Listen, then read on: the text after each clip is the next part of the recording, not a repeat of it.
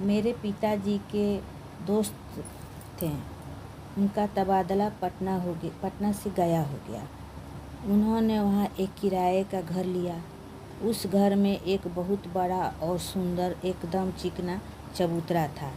उनकी पत्नी बोली कि ये चबूतरा तो बहुत बढ़िया है, मैं इस पर अपना ट्रंक वाला बक्सा रखूँगी। उसमें वो घर भर का रजाई, तोशक, गर्म कपड़ा आदि रखती थी।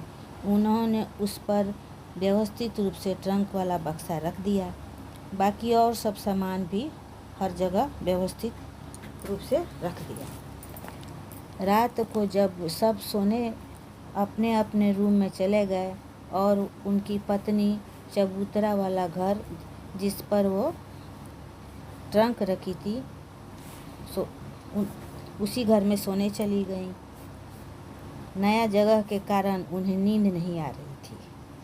तभी उन्होंने देखा कि रात में अंधेरे में कोई आदमी चबूतरा पे सफ़ेद चादर ओढ़कर सो रहा था। उसने अपनी चादर हटाई और उठकर बैठ गया और कुछ मुंह से बोला जो उन्हें समझ में नहीं आई, और फिर चादर ओढ़कर सो गया।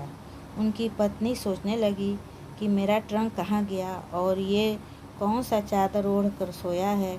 उन्होंने उठकर जल्दी से लाइट जला दी तो देखा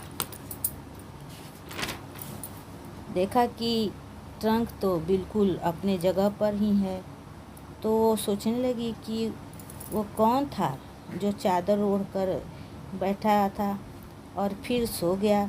उन्होंने अपने परिवार में ये बातें बताई तो उनके पति ने कहा, ये कोई भ्रम होगा, ऐसी कोई बात नहीं है। आज मैं भी सोऊंगा, इसी रूम में सोऊंगा और जग कर देखूंगा कि सच्चाई क्या है। रात हुई तो दोनों पति पत्नी जाग रहे थे। जैसे ही रात हुई तो उन्होंने देखा कि एक आदमी सफ़ेद चादर ओढ़े सो रहा था। चादर हटाया और कुछ बोला और फिर चादर ओढ़कर सो गया। दोनों काफ़ी डर गए। लाइट जलाकर देखा तो सब कुछ व्यवस्थित था।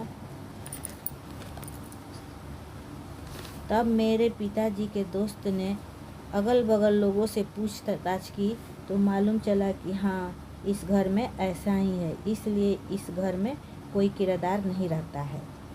उन्होंने मकान मालिक से बात की तो मकान मालिक ने कहा कि हाँ, ये सच है, पर वो आत्मा है लेकिन कुछ परेशान नहीं करता है। आप निश्चिंत होकर इस घर में रह सकते हैं। तो मेरे पिताजी के दोस्त ने कहा कि वो कुछ करे या ना करे, मैं तो इस घर में नहीं रहूँगा।